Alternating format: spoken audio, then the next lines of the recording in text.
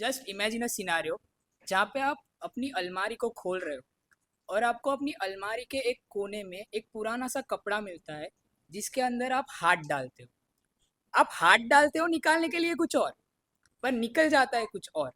अरे chill guys, मैं पैसे की बात कर रहा हूँ। Okay, so my topic is finding joy in the money that I got from my old clothes. तो वो एक ऐसी चीज़ है जो जितना भी पैसे मेरे गूगल पे, यूपीआई किसी में भी आ जाए, बट वो नॉस्टैल्जिक फीलिंग जो 10 रुपये मिलता है वो कहीं पे भी नहीं आ पाएगी। क्योंकि वो जो 10 रुपये है वो मुझे डायरेक्ट 10 साल पहले लेके जाता है। हाँ भाई, अभी 19 का हूँ, 10 साल पहले 9 का होगा, कोई बच्चा नहीं कहेगा मुझे अभी भी। ओके, बच्चा ही हूँ। तो वो जो 10 रुपये मुझे मिलते थे, मम्मी की बहुत सारी डांट मार खाने के बाद, तो वो 10 रुपये लेके मैं जाता था डायरेक्ट कोका कोला की शॉप पे, और वहाँ से लेता था मैं फ्लेक्स करने के लिए एक ग्लास की कोका कोला बॉटल। और वो मैं एक अठवाडिये के लिए अपने दोस्तों के साथ करता था फ्लेक्स। वो फ्लेक्स करने के बाद जो मुझे फीलिंग आती थी, वो शायद जितने भी पैसे मेरे गूगल पे यूपीआई में आ जाए, वो शायद रिक्रिएट नहीं हो पाएगी।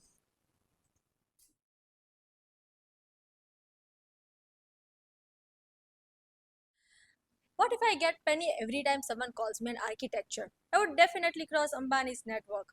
अब आधी बोनी तो मुझे मेरी मम्मी ही करवा देगी। पता नहीं क्यों आधे राजकोट को बोल चुकी है कि मेरी बेटी आर्किटेक्चर है। अरे मम्मी, वो आर्किटेक्ट होता है, आर्किटेक्चर नहीं। और उसे क्या पता कि उसकी बेटी ने पहला सेमेस्टर कैसे निकाला है और बाकी के 9 सेमेस्टर निकालते निकालते आर्किटेक्ट बने, आर्किटेक्चर या कुछ नहीं, पता नहीं। और इसी बीच में पूरा रिश्तेदार समाज डरा हुआ है। पूरा रिश्तेदार समाज ने हल्ला मचा चुका है कि हमारा घर तो बना दोगी ना बेटा, आर्किटेक्चर बेटा। अरे, एक तो आपने मुझे आर्किटेक्ट का आर्किटेक्चर बना दिया है। और अगर मैं आपको बताऊं कि आर्किटेक्ट होता है, तो बोलते हैं वही बेटा, सेम टू सेम, 19-20 का ही तो फर्क है। कभी कभी तो आर्किटेक्ट फ्रॉम मीशो वाली फीलिंग आ जाती है। और अगर बोले कि आर्किटेक्ट और आर्किटेक्चर में फ़र्क होता है, तो कोई ऐसा भाव भी नहीं देता। फिर अगर दादा दादी बोलते हैं कि आर्किट हमारी पोती आर्किटेक्चर है, तो समझ में आया। पर आजकल के पढ़े लिखे लोग भी बोलते हैं कि आर्किटेक्चर हो। अगर आप हम आपको बोले कि आपकी बेटी मेडिकल है, डॉक्टर नहीं, तो चलेगा आपको? और अब मम्मी की भी गलती नहीं है, अगर उनका प्रोडक्ट ही ऐसा हो तो क्या ही कर सकते हैं। अब मुझे लगता है मैंने सोर्स ऑफ इनकम मेरा सोच ही रखा है। आप लोग बोलोगे कि क्या बोल रहे, कुछ कॉन्टेक्स्ट तो दो। अब मेरे कई फ्रेंड्स को पता ही है कि सीएनआई में 16 गांव में मैंने क्या किया था। अब थोड़ा सा रिकैप हो ही जाए।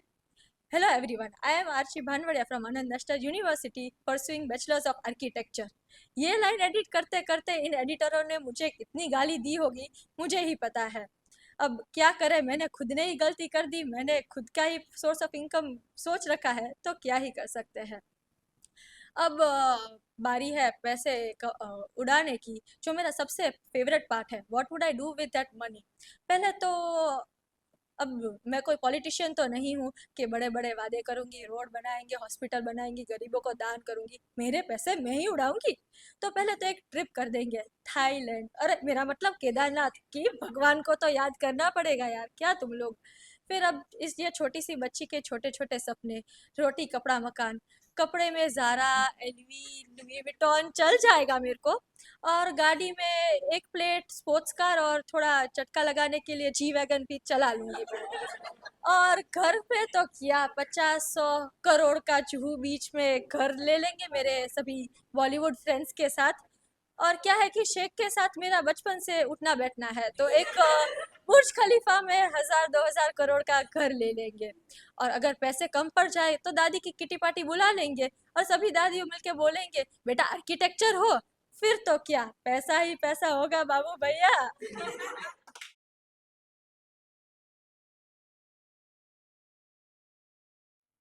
अगर मेरा कुत्ता बोल पाता तो सबसे पहले मेरी फट जाती और मेरे लग भी जाते।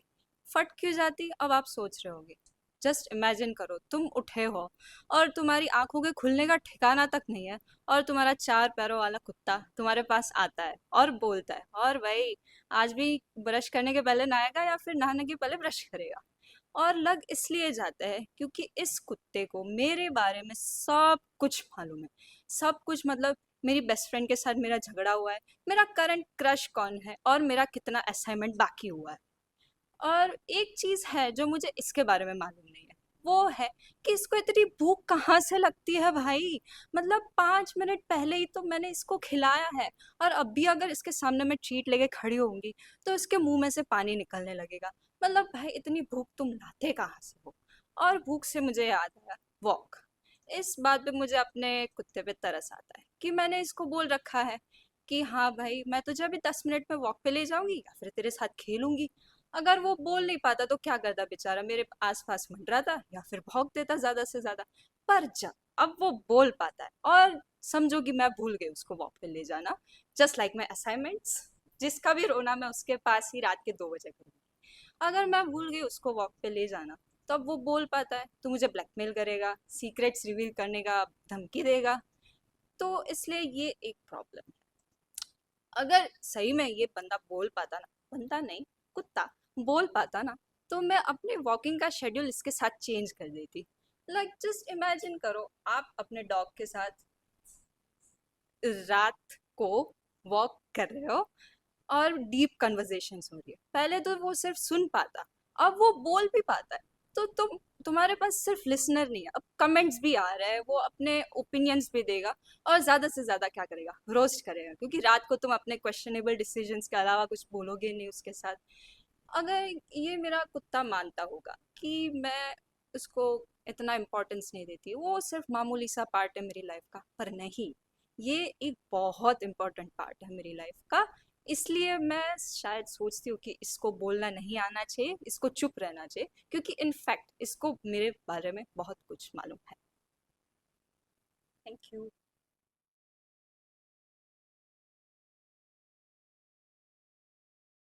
इतना सन्नाटा क्यों है? ओ, अभी तो ये लोग आए नहीं है। जैसे ही 9 बजेंगे तब आएंगे, एक एक करके। बाद में आ रहे हैं, धीरे धीरे आएंगे। बाद में हमारे मीत सर आराम से अटेंडेंस लेंगे, आराम से मतलब 10 बजे का बोल के फिर भी 10-15 को लेना चालू करेंगे। तो भी एक ग्रुप है जिसमें मैं भी हूँ। 10:30 को एंट्री मारेंगे कि सर प्रेजेंट प्रेजेंट। बाद में सर के पास जाएंगे, सर अटेंडेंस दे दो। बाद में मैम आएंगे, तो मैम को तो ऐसा दिखाएंगे कि हम तो एकदम सीरियस काम कर रहे हैं। तो बाद में जैसे ही मैम आए तो मैम बोली कि चलो आ जाओ आगे, न्यू एक्सरसाइज इंट्रोड्यूस करूँगी। तो बाद में सब कि मैम पहले का काम तो हुआ नहीं है। तो बाद में हम रिक्वेस्ट कर करके एक्सटेंशन मांगेंगे कि 2 घंटा मैम दे दो। फिर भी हमारी एक ही एक्सरसाइज कंप्लीट होगी। फिर नया एक्सरसाइज आगे बुलाएंगे तो मैम कंप्लेन करेंगे कि मैम फ़ोन रखवा देती है। पर ऐसा नहीं सोचेंगे कि मैम समझा रही है, तब सब मोबाइल देख रहे हैं, स्क्रॉल कर रहे हैं रील्स हम।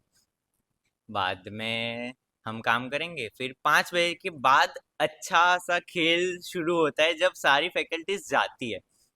सब रेलगाड़ी बनाते हैं इधर। अच्छे से ऐसे बॉलिंग खेलते हैं कि एक बंदा दूसरे चेयर को ऐसे पुश करके 7 लोगों को टक्कर मार रहा है। पूरा प्लेग्राउंड बना रहे हैं हम। बाद में 7 बजे सब जाएंगे फाइनली, और फिर शांति होगी। तो यही है।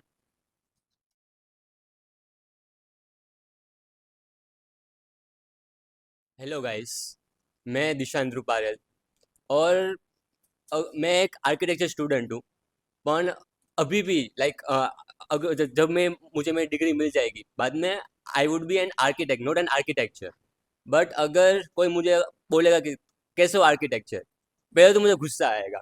पर अगर सिचुएशन कुछ ऐसी है कि मुझे उसके पैसे मिलेंगे, मुझे उसकी पेनी मिलेगी, आई वुड बी हैप्पी कि यार गलती तो उनकी थी, पैसे मुझे मिले। तो इट विल वो मेरे लिए बहुत अच्छी फीलिंग होगी कि उनकी गलतियों की वजह से मुझे कुछ मिल रहा है। और साथ ही गुस्सा तो होगा क्योंकि भाई मैं आर्किटेक्ट हूँ, आर्किटेक्चर नहीं। तो आप उसकी मेरे प्रोफेशन की थोड़ी डिसेंसी मेंटेन करो।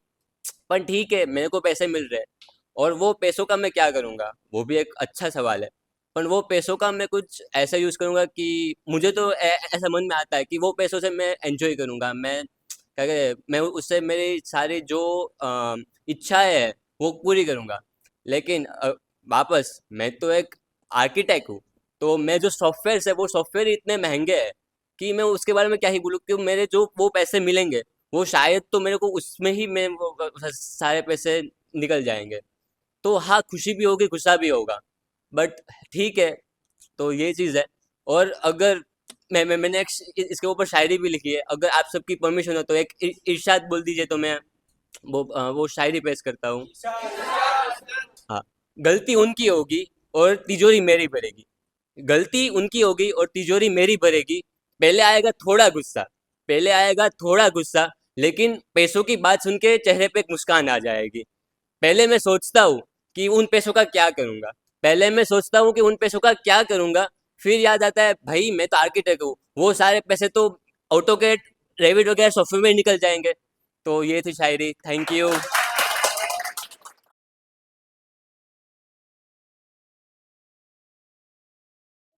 अगर मुझे अपनी पुरानी पैंट में से या तो पैसे मिलेंगे तो बहुत खुशी होगी, क्योंकि हम हैं आर्किटेक्चर के स्टूडेंट्स।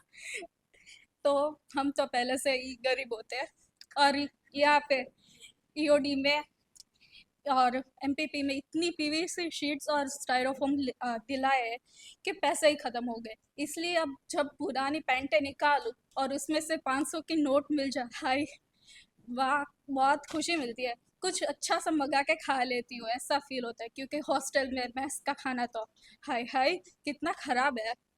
और ये तो अब परमानेंट हो गया है, जब भी पैंट धो के आएगी तो मेरी नोट क्रिस्प हो जाएगी, क्योंकि पैंट में जो धूल तो गई है नोट सारी। अब तो मेरी मम्मी भी बोलती है कि तेरे पैंट्स तो मुझे चेक करके ही धोने में डालने पड़ेंगे, वरना मुझे खुशी मिल जाएगी ना पैंट निकाल पैंट में से पैसा निकल जाए तो।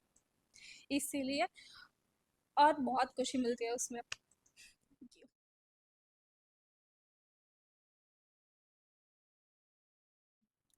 सोचो, आप रात के 3 बजे अपना असाइनमेंट कंप्लीट कर रहे हो, अपने आपके सामने शीट्स का ढेर पड़ा है, और आप सोच रहे हो कि मेरी अभी और 2 शीट्स बाकी हैं और अभी तो 3 बज गए हैं। और सडनली आपको पीछे से आवाज़ आ रही है, हाय इंसान क्या कर रहा है भाई। और आप सोच रहे हो कि घर में तो सिर्फ 2 ही लोग हैं, एक तो मैं और एक तो कुत्ता। और आप स्लो मोशन में पीछे मुड़ के देख रहे हो कि भाई क्या है ये। तो तो आपको दिख रहा है कि कुत्ता बोल रहा है। आप सोचो अरे बाप रे, कुत्ता भी सोच रहा है कि क्या कर रही है बहन, इतनी रात को तू ना सो रही है ना तू मुझे सोने दे रही है। हाँ, सो कुत्ता बोल रहा है कि भाई, हाँ तो शैम्पू सोच रहा है, हाँ भाई क्यों नहीं हो सकता कुत्ते का नाम शैम्पू। कबूतर का नाम मसक्कली हो सकता है, तो मेरे कुत्ते का नाम शैम्पू क्यों नहीं हो सकता। शैम्पू भी सोच रहा है कि यार क्या इंसान है, रात को जागती रहती है दिन में भी जागती रहती है, काम काम ही काम करती रहती है पूरा दिन।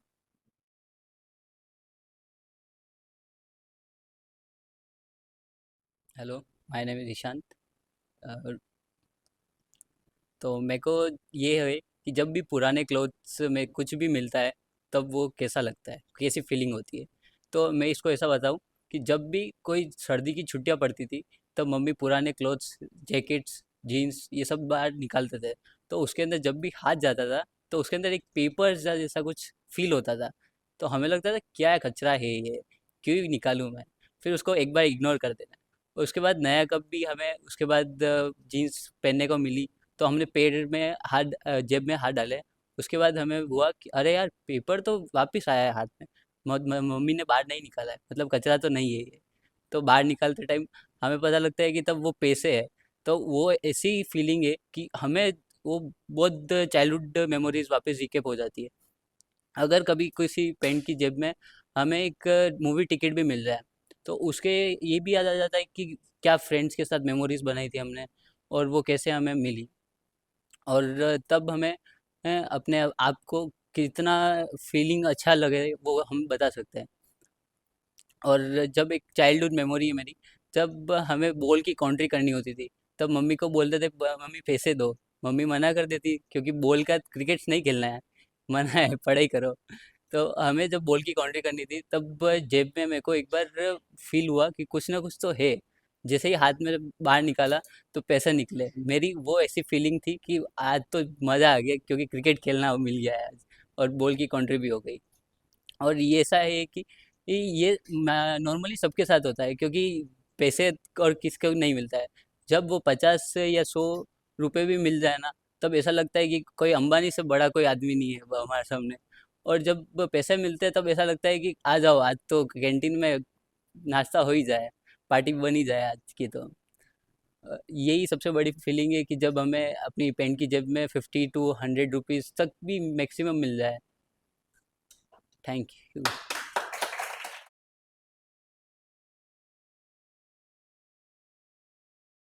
So if my wifi had feelings तो उससे पहले पता चल जाता कि मैं उसे यूज़ कर रही हूँ, क्योंकि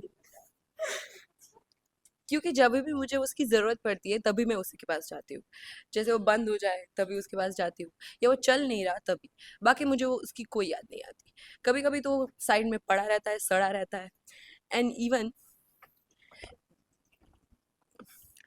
मुझे ये भी लगता है कि वाईफाई की सिर्फ इतनी नीड है कि जब तक वो नहीं चलेगा तब तक ही हम उस पर ध्यान देंगे, बाकी हम उस पर ध्यान भी नहीं देते। Thank you.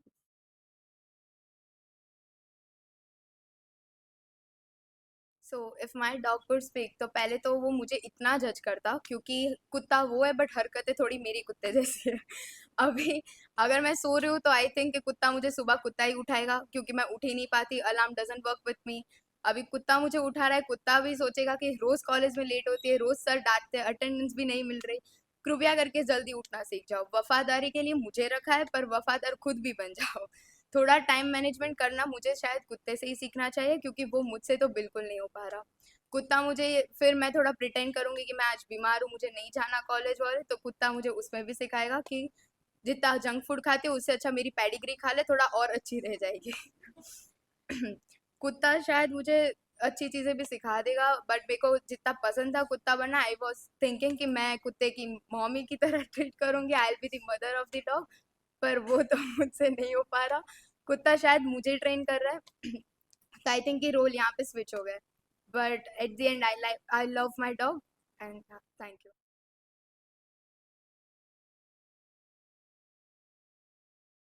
अगर मैं क्लास का सीसीटीवी कैमरा होती तो पहले तो मैं ऑडियो और वीडियो वाला सीसीटीवी कैमरा होती, क्योंकि उससे मुझे पूरी क्लास की गपशप पता चलती। और पहले तो मैं यह देखती कि सर और टीचर क्या एक्सरसाइज के बारे में क्या खिचड़ी पका रहे हैं और क्या क्या कर रहे हैं, कब एक्सटेंशन है और वो सब। और फिर मैं वो देखती कि क्लास में किन किन लोगों ने बेंच पर क्या क्या लिखा है, किन किन लोगों का दिल टूटा है, किन किन लोगों ने अपना खुद का नाम डॉन रखा है। और फिर जब हम लोग यहाँ पर पेन पेंसिल और इरेजर सब रख के जाते हैं तो एक ही मिनट में गायब हो जाता है। तो मैं वो देखूंगी कि चोरी कहाँ से होती है और उसकी स्मगलिंग कहाँ से कहाँ तक होती है।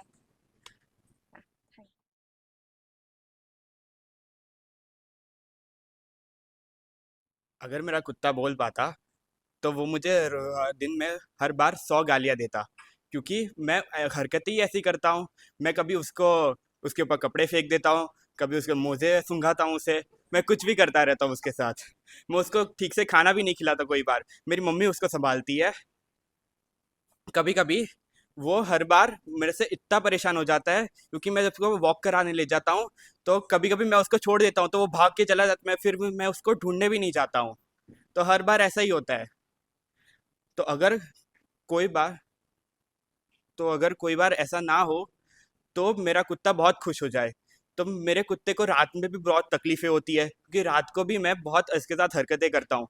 रात को मैं उसको रात को मैं उसको बहुत परेशान करता हूँ, उसको साथ कडल करता हूँ, उसको पिल्लो बना के सोता हूँ, बहुत करता है। तो हर बार ऐसा ही है कि वो मेरे से बहुत परेशान रहता है।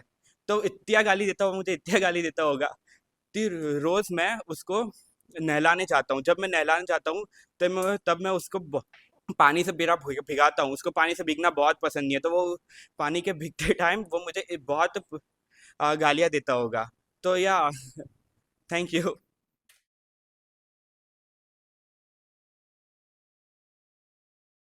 अगर वाईफाई की फीलिंग्स होती so I would be the person जो सबसे ज़्यादा उससे रिलेट करता। वाईफाई का आपको पता है, स्विच ऑन किया और 10 to 15 कनेक्शंस हो गए उसके, कनेक्ट कर लिया। बट ऐसा हम मेरी लाइफ के साथ नहीं होता कि हाँ मुझे ये फ्रेंड बनाना है, ये करना है, so I would relate to that person very quickly. वहाँ पे वाइब मैच नहीं होती, ये मैच नहीं होता, और बल्कि वाईफाई में वो पीसी से भी कनेक्ट हो जाता है, वो आईफोन से भी कनेक्ट हो जाता है, और वो लैपटॉप से भी कनेक्ट हो जाता है। So I would have a very good relationship with WiFi. इसके अलावा वाईफाई में एक है कि कभी कई बार हम लोग ऐसा मानते हैं कि मैं इसको ज़्यादा प्रायोरिटाइज करूँगा या इसको कम। बट वाईफाई का अच्छा है, 10 to 15 कनेक्शंस वो हर एक को नॉर्मल सेम स्पीड पे ही इंटरनेट देगा। ऐसा नहीं कि इसको मैं ज़्यादा दूंगा या इसको कम दूंगा। So I would have a great bond with wifi.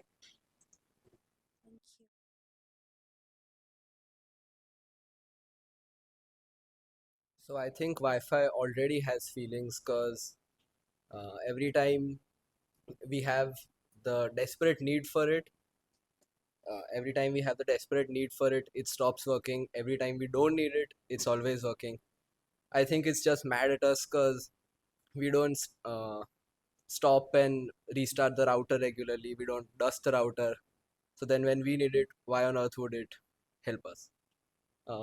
I can't tell you how many times the Wi-Fi has heard me praying at 11:59 that, oh please, I need to send the assignments to Meet Sir, work, work. But the files just don't upload on the Google Drive.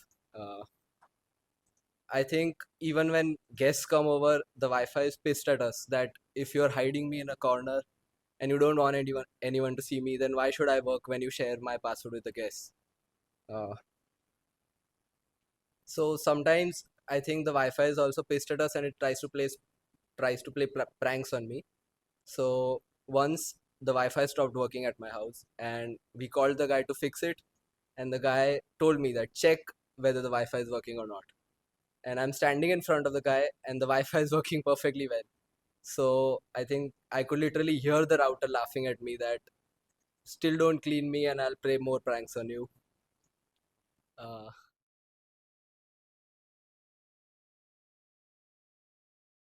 Rajasthan में architect को as a architect मानते हैं, ठेकेदार बोलते हैं, उनको ऐसे बुलाते भी है ना कहीं पे, तो ए ठेकेदार इधर आ, इधर आ, इधर आ, ऐसे। और मेरे घर पे भी जैसे मेरे दादा दादी है, वो आर्किटेक्चर नहीं बोलते, वो सिविल इंजीनियर आर्किटेक्ट सब दोनों एक बराबर ही है। और अगर ना इस टॉपिक में चेंज करके अगर ठेकेदार कर दे तो मेरे को ऐसा लगता है कि आर्किटेक्चर अगर जॉब करेगा ना, उससे ज़्यादा पैसे मैं उससे कमा लूँगा। और जैसे मेरे को कोई इंट्रोड्यूस करता है कहीं पे आर्किटेक्चर इंस्टीट्यूट करते हैं, तो ऐसा कहते हैं कि ये ठेकेदार है और ये तुम्हारा घर बनाएगा। उसने ऐसा कुछ कहा नहीं है हमें, बट हम खुद से ही कह देते हैं कि वो हमारा घर बनाएगा। और जो पेनी हमें उससे मिलेगी, उससे ज़्यादा क्या मैं प्रिंट आउट पे स्पेंड कर दूंगा, या मैं कोई स्टेडलर की मैकेनिकल पेंसिल खरीद लूँगा। इससे ज़्यादा उस पेनी से मैं क्या खर्च कर दूंगा।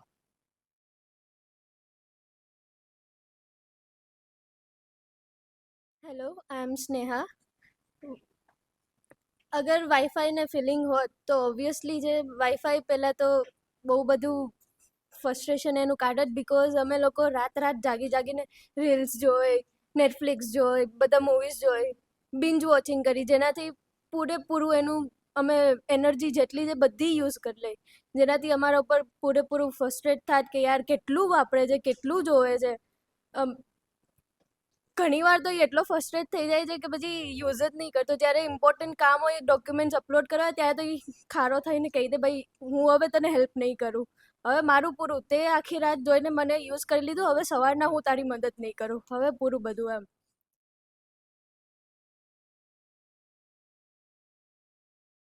Morning myself Twisha.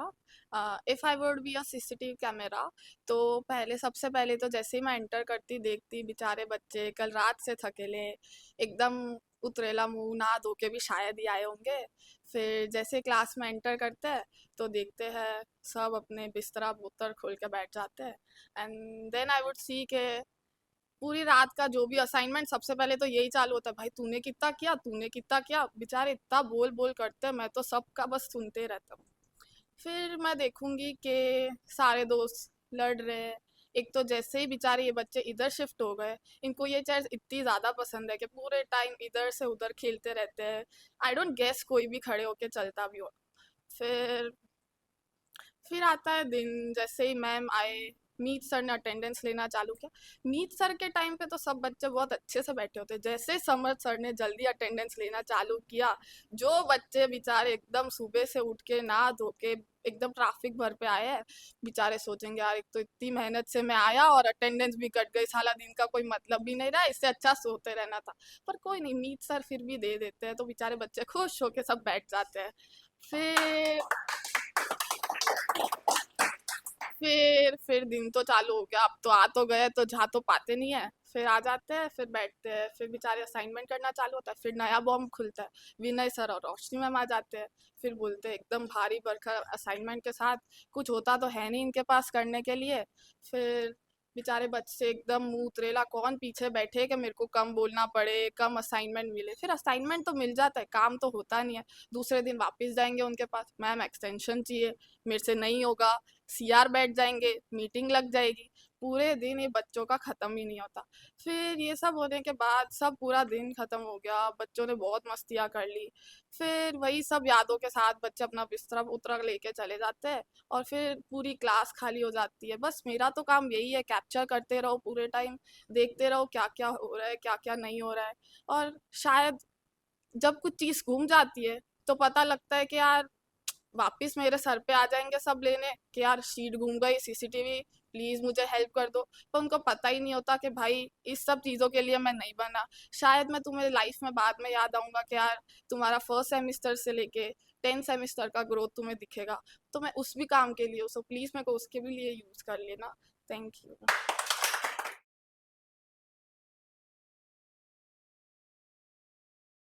पहली बात तो गुड मॉर्निंग, सब कैसे मज़े में। तो पहली बात तो मैं लड़का हूँ तो मीन्स इतना फैशन प्ले नहीं करना पसंद। कभी जाते हैं मॉल में तो चेंज करने में बहुत कंटाल आता है कि क्या कपड़े बदलो बदलो, ऊपर से फिर शूज़ पहन के आ गए तो लेने ही नहीं है कपड़े फिर वहां से चले जाने का, क्योंकि कपड़े फिर शूज़ उतारो फिर कपड़े पहनो तो कोई मतलब नहीं है उसका। तो इतना फैशन प्ले तो नहीं करा कभी। और कुछ लोगों को देखता हूँ कि मैं कोई बहुत ज़्यादा करते हैं, बट देख के उनको फिर ऐसा ही लगता है कि ओवर एग्जैजरेट कर रहे हैं लोग, तो इसलिए कोई मतलब नहीं है। जैसे मेरा एक दोस्त है, वो थोड़ा बौना है तो वो क्या करता है, वो भाई पहने, उसका कपड़े का मटेरियल इतना सा आएगा, वो इसका रेट देखोगे ना तो पूछोगे, बोले भाई पहनेगा 8-9 हज़ार की जीन्स, पहली बात तो टी शर्ट होगी उसकी बीच में मेरे को कैसा बोल रहा था कि बोले टी शर्ट मेरी 20 हज़ार की है। मैं बोलूं भाई तेरा कपड़े इतना सा कपड़ा तू 20 हज़ार की टी शर्ट में क्या कपड़े पहनेगा भाई तू, काली काली बस अजीब भी है वो तो भाई, पहली बात तो। फिर भाई जैसे चलता है भाई क्या बोलो अरे भाई पीछे से देखो ना उसको तो ऐसा लगे तुम कि कौन आ गया, बोले अलग ही कार्टून बैग घूम रहा है यहाँ पे। है बहुत दोस्त है, एक है युग भी है, वो भाई ऐसे चप्पल पहन के घूमता है, चप्पल पहनेगा स्लिंग बैग पहन के घूमेगा भाई, फॉरेनर ही समझता हो भाई खुद को, लगता भी है थोड़ा पर देख के नहीं लगता है, हरकतें वैसी है थोड़ी बस, और क्या कर सकते हैं। फिर एक और है मेरा दोस्त हार्द, वो मतलब थोड़ा ऐसी वैसी घूमता है। फिर देखा जाए तीसरा देवराज है, देवराज तो पता ही है फिर ऐसे तो फैशन कभी करा भी नहीं, हमने भी नहीं करा, पर लगता है करना चाहिए क्योंकि लोग करते हैं। तो मीत सर को देखा हुआ है घड़ियां पहनते हुए, लगता है अभी क्या कुछ मना कर सकते हैं, क्या कुछ कोई मना कर सकता है क्या? नहीं नहीं नहीं ऐसा नहीं है, बेइज्जती नहीं सहेंगे मीत सर, अटेंडेंस काट लेंगे किसी की भी, ठीक है। चलो थैंक यू।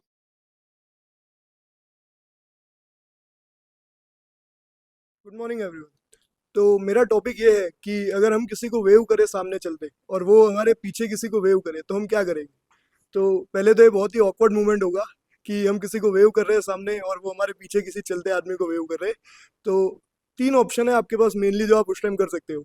या तो आप उनको सामने वेव बैक ऐसे करो और फिर अपने बाल बना रहे वैसे एक्टिंग करो, तो आपको थोड़ा लगेगा कि आपको मतलब कॉन्फिडेंस मिलेगा थोड़ा।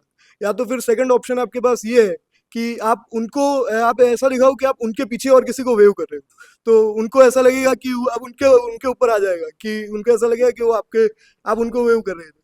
फिर तीसरा ऑप्शन ये है कि आप भागो, जितना दूर आप भाग सकते हो क्योंकि और कोई ऑप्शन नहीं बचा है अब आपके पास, क्योंकि हो गया है अब जो भी है, आपका कॉन्फिडेंस भी ब्रेक हो गया है और आपके पीछे वाले बंदे ने भी देख लिया है, आगे आजू बाजू में लोग बैठे होंगे वो भी देख रहे होंगे, आपको एम्बेरेसिंग मोमेंट देख रहे होंगे, और कुछ नहीं कर सकते आप उस मोमेंट में, बस आपको ये that's it, thank you.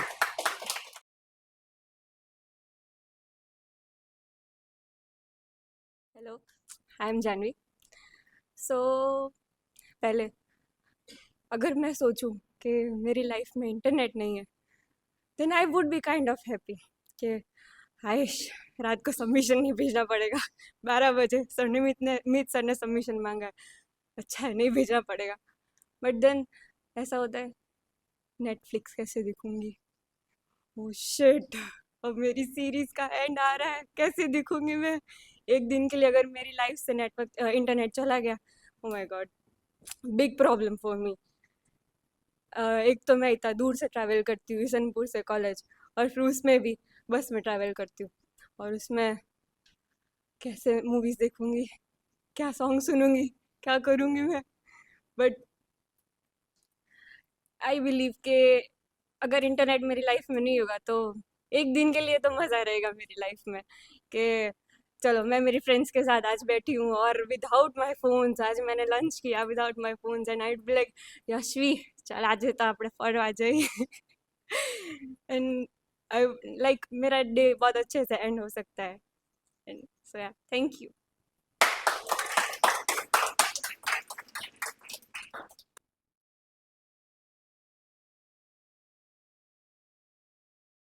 Fashion definitely plays a good role in our lives.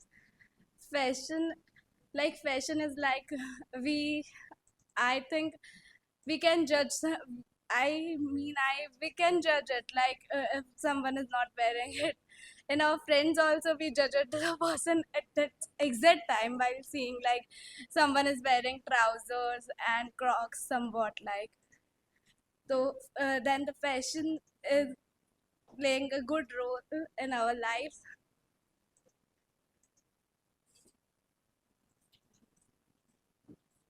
But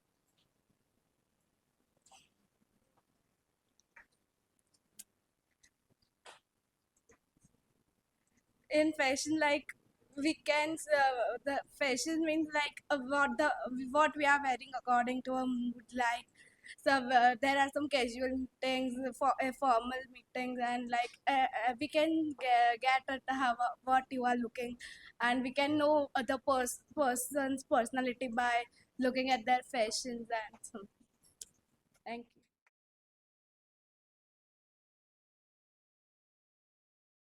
so basically हम सबको पता है कि सबमिशंस के पहले हम सबको क्या फील होता है कि लाइक आज तो इम्पॉसिबल है कि मैं सो पाऊंगा या सो पाऊंगी, और फिर होता है कि 2-3 दिन थोड़ा बहुत थोड़ा थोड़ा काम करने के बाद तो एंड में तो ऑल नाइटर ही पुल करना पड़ता है, उसमें भी कुछ नहीं होता है।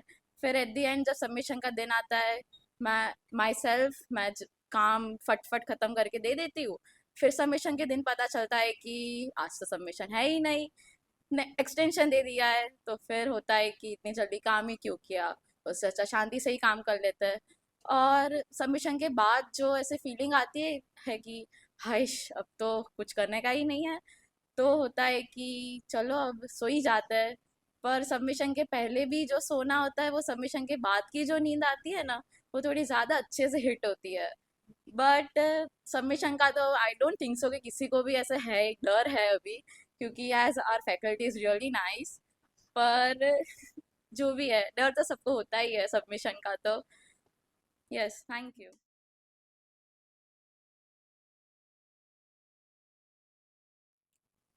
सो हाय एवरीवन। सब ऐसा बोलते हैं कि fashion plays a very important role in reflecting our personalities, but मेरे केस में ऐसा नहीं है। ज़्यादातर मैं अगर फॉर एग्जांपल अगर मैं जा रही हूँ शॉपिंग करने, तो I choose my clothes as इसका कलर थोड़ा फीका है, ये थोड़ा बहुत ज़्यादा ब्राइट कलर है, इसमें तो मैं काली लगूंगी, इसमें तो मैं थोड़ी ज़्यादा ही गोरी लगूंगी। एंड फॉर एग्जाम्पल अगर मैंने कुछ ले भी लिया तो next day I open my cupboard, ओ वाह नया कपड़ा मैं पहन रही हूँ, but then I look in my mirror, यार ये तो this is not meeting me. मुझे तो जब मैं खरीदने गई थी I thought this would be new me, but that new didn't even last a day.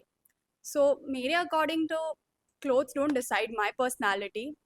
And if we talk about personalities, अगर मैं अपनी खुद की I like baggy clothes, but my personality isn't that person who is so in a comfort zone. But हाँ, if we play a role as a personality thing, it does not work in my life. Thank you.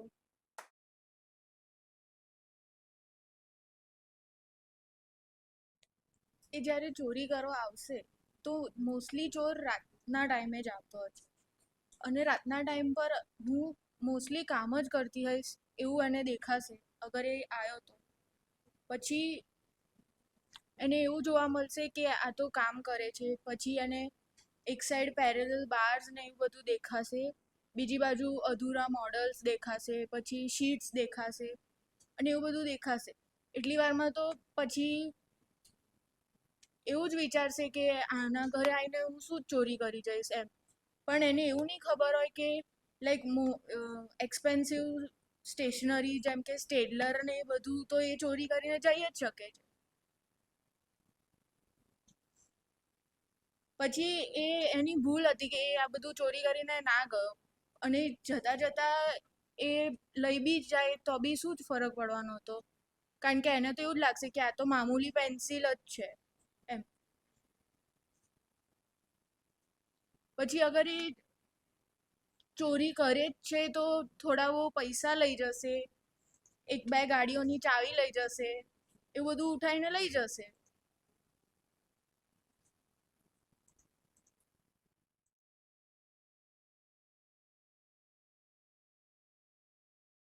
Hello, everybody. As we all know, we are architecture students, and our life before and after submissions are poles apart. Before submissions, we are all chill, we're all relaxed. We are all very charming people at that time while we decide how we will be sorting our time. We have everything planned out. I'll do the model first, I'll do the sheets first, I'll properly plan everything, and then start my work. But 3 days before submission, everything is a havoc. Everything is messed up. Your room is messed up. There's glue on your hands, there's papers everywhere, there's foam bricks and dust. Your room is a total mess. And before submissions, we have a proper planned diet. We have good fruits, we have good food, we are all relaxed. But 3 days before submission, coffee, more coffee, and coffee. We have no other diet, no balancedness, nothing at all. While your model stands not because of engineering, but because of emotional stableness. The real nightmare begins on the last day of our submission. The last night before the submission. Everybody is in stress. Everybody is a mess. Nobody knows what's going right. Nobody knows how much work is left. We do not understand how to complete our work. And then, on the day of submission, everything is over. Life resets. You go to your home and sleep for 12 hours or maybe 14 hours to relax. You have no idea what time it is when you wake up. While your body is recovering from the architectural trauma, you start to scroll Instagram and realize life has moved on without you. But life after submission makes sense. So you promise yourself that next semester you will be better.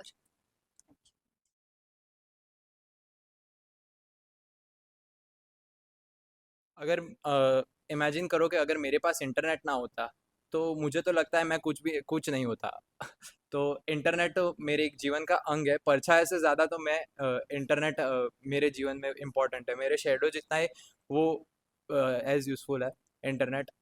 Internet के बिना internet के बिना तो मैं शायद उठ भी ना पाऊँ और सो भी ना पाऊँ। इंटरनेट हो तो ही मेरे को रात में नींद आती है, क्योंकि रील्स देखूंगा, नेटफ्लिक्स देखूंगा, तभी थोड़ी बहुत नींद आएगी, वरना तो कुछ होगा नहीं।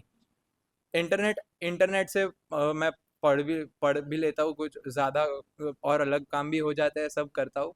लेकिन मेरे दादाजी का ये कहना है कि तू इंटरनेट के बगैर बाथरूम भी नहीं जा सकता। इंटरनेट इंटरनेट ना हो तो मैं, मतलब वो बोलता है कि तू क्या मैप्स पे देख के बाथरूम जाता है क्या? ऐसे मतलब फ़ोन भी इतना चौबीसों घंटे यूज़ होता है और इंटरनेट भी बहुत यूज़ करता हूँ मैं। सो मुझे लगता है कि इंटरनेट नहीं होगा तो मेरे लिए तो वो बहुत एक परेशानी वाली चीज़ होगी। बट कभी एक टाइम पे सोचूं तो लगता है कि इंटरनेट ना हो तो भी बढ़िया है, क्योंकि इंटरनेट के बगैर भी लाइफ तो अच्छी है, असाइनमेंट्स अपलोड नहीं करने पड़ेंगे, काम कम आएंगे, कॉल्स भी कोई नहीं करेगा, और मतलब लाइफ एकदम स्मूथ और इजी होगी, इजी गोइंग होगी। सो लगता है इंटरनेट होना भी चाहिए और नहीं भी होना चाहिए।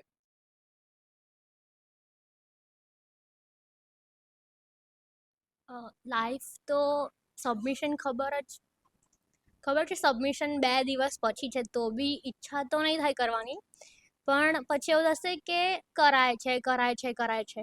મેન તો ફિયર ત્યારે ચાલુ થાય જ્યારે નેક્સ્ટ ડે સબમિશન હોય અને રાત્રે બહુ જ બધું કામ પેન્ડિંગ હોય અને આખી રાત જાગીને કામ કરવું પડે અને ફ્રેન્ડ્સે પહેલાંથી કીધું હોય કે કરી દેજે પણ આપણે સાંભળ્યું ના હોય અને એડવાઇસ માની ના અને એવું કરીએ કે કરીશું, થશે, પતી જશે, થોડુંક ઓછું જ કામ બાકી છે અને દિવસે રાત્રે પછી ફ્રેન્ડ સાથે ફેસ ટાઈમ ચાલતો હોય અને પૂછે કે કેટલું કામ તારું થયું, ત્યારે આપણે બોલીએ કે આટલું બધું કામ બાકી, ત્યારે રિયલાઇઝ થાય કે બહુ જ બધું છે, એટલે આખી રાત જાગીને પછી કામ પૂરું કરવું પડે.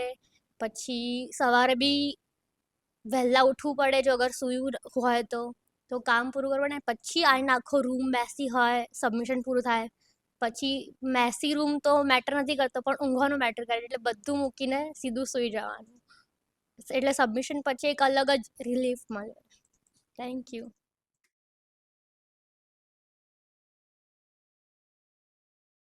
So, like when I'm in canteen and from front someone is coming, तो मुझे ऐसा लगेगा कि वो मुझे हाय बोल रहा है टिल कि वो सामने है, बट वो रियलिटी नहीं है कि वो मुझे हाय बोल रहा है. बट देन वो सामने से आएगा और फिर तुम्हारे वो लेफ्ट साइड से चला जाए और तुम्हें पता चलेगा शिट यार ये मुझे तो ऐसा बोला ही नहीं, वो पीछे वाले को ऐसा बोल रहा है. सो 10-20 सेकेंड तक तो तुमको पता ही नहीं है कि वो तुम्हें हाय बोल ही नहीं रहा है. फिर वो तुम्हें राइट साइड से जाएगा पीछे ऐसा, फिर पता चलेगा, फिर तुम्हें ऐसा नॉस्टैल्जिया हिट होगा कि भाई यार मुझे तो ऐसा बोला ही नहीं. फिर तभी जब हैंडल सिचुएशन ऐसी होगी कि बहुत एम्बेरसिंग हो जाएगा, बहुत ऐसा लगेगा कि यार क्या हो गया ये. तो ये चीज़ सामने वाले को शायद याद न रहे, पर मुझे तो वो याद रहेगी कि क्या कैसा एम्बेरसिंग मोमेंट हो गया. तो इट्स नॉट ऑलवेज कि जो तुम सोचते हो वही होता है, इसीलिए फिर वो ऐसा वो चीज़ मुझे हमेशा याद रहेगी ही, सामने वाले को न रहे तो भी it's okay. Thank you.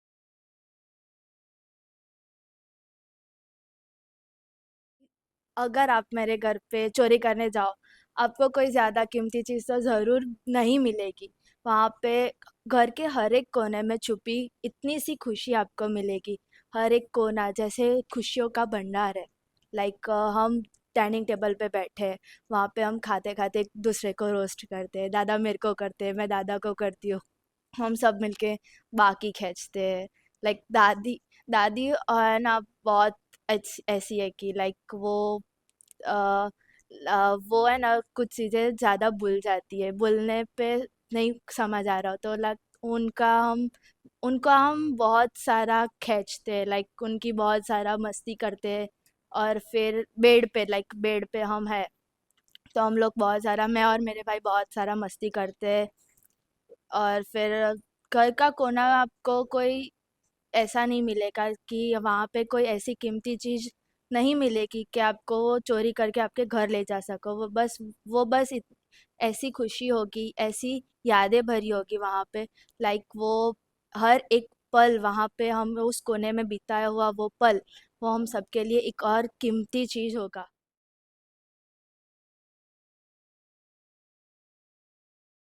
Good afternoon afternoon, everyone. Myself Ashka. So basically, life before and after submission. Life before submission is like really hectic. I would procrastinate a lot till the last day of submission because actually my father, he forces me to work so much, like even though he keeps on scolding me, काम करी ले, but I don't. I just lay down and watch Tarak Mehta all the time for some reason. Once the submission is done, I think like के अब मैं घर जाऊंगी, शांति से मस्त टीवी देखूंगी, एसी में चिल करूंगी, मतलब अच्छी कोई मूवी देखूंगी एंड स्टफ, बट नहीं, मैं घर जाके सोचती हूँ कि मैं सोऊंगी, पर मैं वो भी नहीं करती हूँ। मैं सिर्फ मतलब मैं इतना फालतू काम करती हूँ, लाइक जस्ट बैठे रहना झूले पे या फिर कुछ भी सोचना, रादर अ बुक रीड करना, मतलब हाँ, जो जो प्लान्स होते हैं मैं वो कभी एग्जीक्यूट कर भी नहीं पाती। तो लाइफ आफ्टर सबमिशन थोड़ी चिल हो जाती है, पर उसके बाद भी हमेशा एक्सटेंशन मिल जाता है, तो काम तो करना ही पड़ता है। Thank you.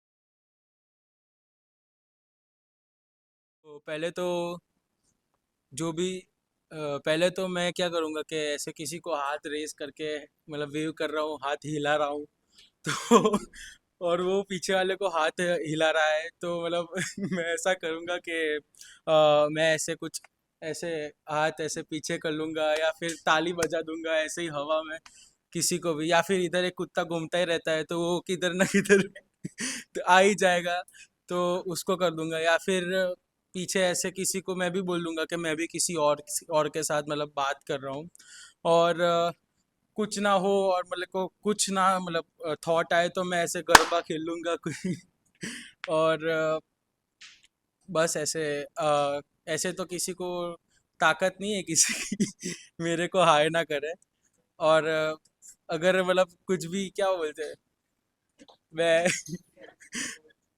बस से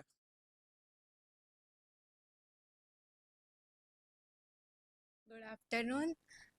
So the horror story is, I mean, when there is no internet, like, okay, ઠીક છે, ના હોય તો ચાલે, બટ જે દિવસે લાઈક એવીઆરનો ફર્સ્ટ ડે હતો એન્ડ મેમે કીધું કે ફોન વગર જઈને સ્કેચ કરો, વેલ વીએનઆરમાં તો એટલે સ્કેચમાં લાઈક ખાલી એક દિવસ ગયા હતા એન્ડ એ બી બરાબર તો નહોતું થયું, એન્ડ દેન મેમે આમ અચાનક ત્યાં કીધું ફોન વગર કરો, ડિટેલ્સ ક્યાંથી લાવીશું, and that was a question. હવે બેન્ચ વોચિંગ એન્ડ ઓલ તો સેકન્ડરી છે, બટ હા પછી ઇફ ઇન્ટરનેટ નહીં હોય તો મે બી સ્ક્રોલ કરીને આઈડિયાઝ વગર બી એવું થશે કે કઈ રીતે કરું.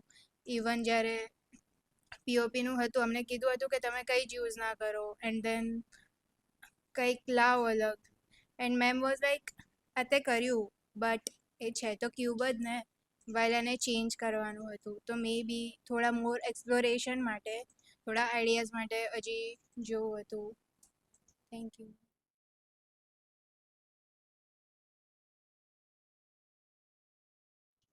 वैसे तो मेरे घर में चोरी करने का सोचा ही किसने, हिम्मत ही नहीं है, क्योंकि मेरे घर के बाहर आप बड़े से रॉटवेलर को पाओगे जो खुद बाहर खड़ा होगा कि चोरी करने आ तो सही, काट ना लूं तेरे हो। पर ठीक है, अगर तुम बीच वाले पीछे की खिड़की से अंदर आओगे तो शायद चांस बनेगा तुम्हारा। वैसे चढ़ भी कैसे पाओगे, 20 फुट ऊपर मेरा रूम है, रस्सी तो काट सकते हो, वैसे तो मैं खुद काट लूंगा, पर वैसे भी अगर मैं ना हूँ तो मेरे घर में तुम्हें पूजा के सिवाय और कुछ सामान नहीं मिलेगा। मेरे घर में बुक्स, क्योंकि चोर पढ़ता तो है नहीं, मेरे घर में मिलेगा तो क्या, पेंटिंग्स, छोटी छोटी गेम की सीडी जो तुम 11 बजे में बेच भी नहीं पाओगे, क्योंकि वो सब ब्लैक में आती है या फिर थर्ड पार्टी से आती है। सेकेंडली, अगर मेरे घर में तुम चोरी करने का सोचोगे भी तो ज़्यादा से ज़्यादा तुम क्या पाओगे? मेरे खुद के ड्राइंग्स जो अभी कोई काम के है नहीं, मेरे कुछ पुरानी बुक्स जो मैं खुद पढ़ता हूँ, और मेनली तो मैं बुक्स ही पढ़ता हूँ। मेरे रूम में बुक्स के अलावा कुछ होता नहीं है। पुराने कॉमिक्स,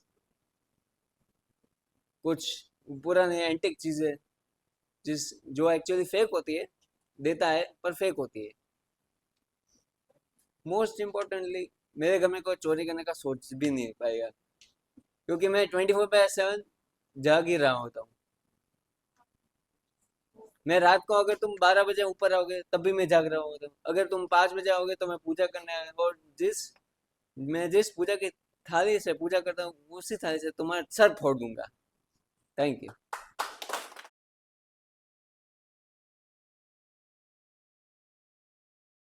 तो मेरे लिए फैशन एक मूड रिफ्लेक्ट करता है।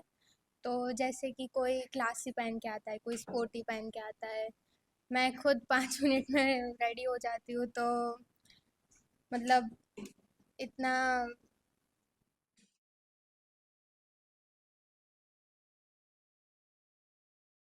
સબમિશન પહેલાં હું એક દુઃખી રોબોટ બની જાઉં છું અને મારો રૂમ એક સબમિશન પહેલાં હું એક રોબોટ બની જાઉં છું અને મારો રૂમ એક દુઃખી ભંગારની દુકાન, જ્યાં એક તરફ શીટ્સ પડી હોય છે, એક તરફ મોડલ્સ પડ્યા હોય છે, એક તરફ ગ્લુ, સીઝર, ફોલ્ડર, અને એની વચ્ચે હું દુકાનની માલિક એક ચેર ઉપર બેસીને વિચારતી હોય કે હું પાસ થઈશ કે નહીં થાઉં.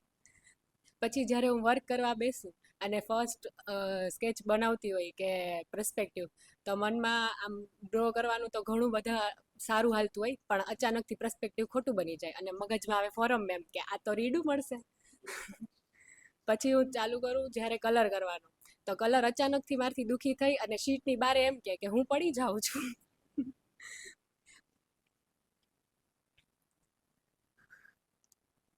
પછી જ્યારે હું મતલબ સબમિશન માટે બધા મોડલ્સ બનાવતી અને લઈને અચાનક ઘાયો ઘા આવતી હોય, ત્યારે જ્યારે મોડલ પડી જાય તો એમ લાગે કે રિલેશનશિપમાં બ્રેકઅપ થઈ ગયું છે. અને એના વચ્ચે જે બધી કેઓસ હાલતી હોય એમાં આપણે કોઈ ફ્રેન્ડ્સને ફોન કરી કે થોડુંક મોટિવેશન મળે.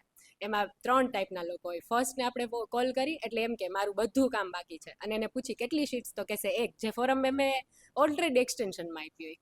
બીજા ટાઈપના લોકો જેનું વધારે ટાઈપનું કામ પૂરું થઈ ગયું, જે સાચું બોલે કે ના મારી 5-6 શીટ બાકી છે. અને એક જે એવા માણસો જેનું કાંઈ કમ્પ્લીટ ના હોય તો એમ કે જોયું જશે, જે થવું હશે એ થશે. એનાથી મને બહુ વધારે કોન્ફિડન્સ મળે કે હાલો આનથી તો સારી છું. પછી જ્યારે હું આ બધી વસ્તુ થઈ જાય અને સબમિશનમાં જાઉં, સબમિશન પછી ઘરે જાઉં ને એટલે મારથી વધારે ખુશ માણસ કોઈ નહીં હોય. ફોન સાયલેન્ટ, માઇન્ડ સાયલેન્ટ, બધી વસ્તુ સાયલેન્ટ કરીને સૂઈ જવાનું.